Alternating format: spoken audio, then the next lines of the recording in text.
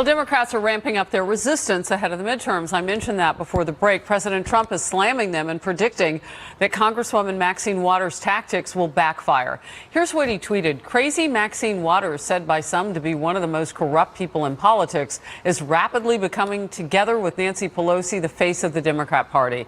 Her ranting and raving, even referring to herself as a wounded animal, will make people flee the Democrats. Bringing in the power panel now. David Avella, the chairman of GOPAC, back from Outnumbered Hour.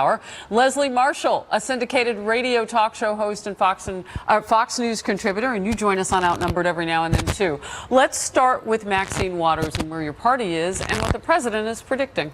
I think the president's wrong, but I think Maxine Waters is wrong.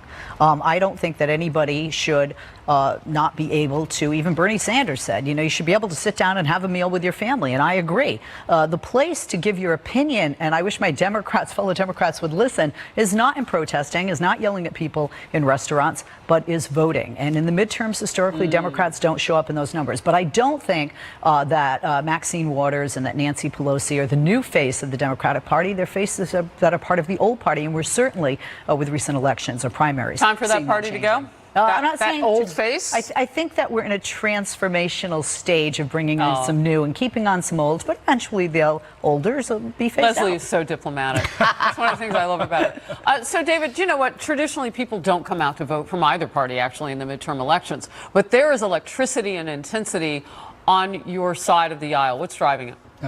The agenda that the president's ultimately getting passed through Congress, whether it be tax cuts that has helped spur this job creation that has 1 million more jobs right now than available people to fill those jobs. It is that America has been kept safe during the Trump administration, all focused on what I always talk about. When Republicans focus on people's economic and personal security, Republicans win. And to your first point about the Democrats, the last two times the Democrats have preached civil chaos, 1968, not good elections for them. 2004, not good elections to them. Richard Nixon won in 1968. George Bush won in 2004. Add to that, when voters actually saw what Democrats were for in 2010, who did they turn to? They turned to Republicans. And so the more Democrats reveal who they really are and what they're really for, it motivates people to go vote Republican. So Leslie, what's being revealed about Democrats, do you think? I mean, your party is going far left. You've got the abolishing ICE call that started with a candidate who is, well, describes herself as a democratic socialist. I mean, is that where your party is going? No, I see the party going there in some areas, like the Bronx, for example, but I think not in the Bronx, Iowa, for example. There are people that are to the far left, and that would be the former Bernie campers.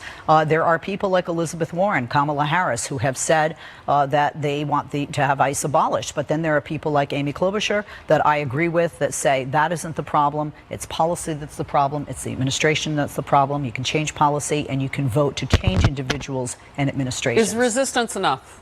Resist the president. No, resistance is not enough. You have to have a game plan. But I disagree with you strongly. I think if we're looking at exit polls in these primaries especially, we're seeing that voters are really concerned about health care more than we thought. Democrats didn't think they'd be talking about health care as much. They're concerned about immigration. And I think depending on what happens with the Supreme Court, Roe v. Wade may become an issue. You've got 8 seconds. Immigration and health care are both important, both issues that favor Republicans, because Democrats ultimately want a government-run health care system. People want a secure border.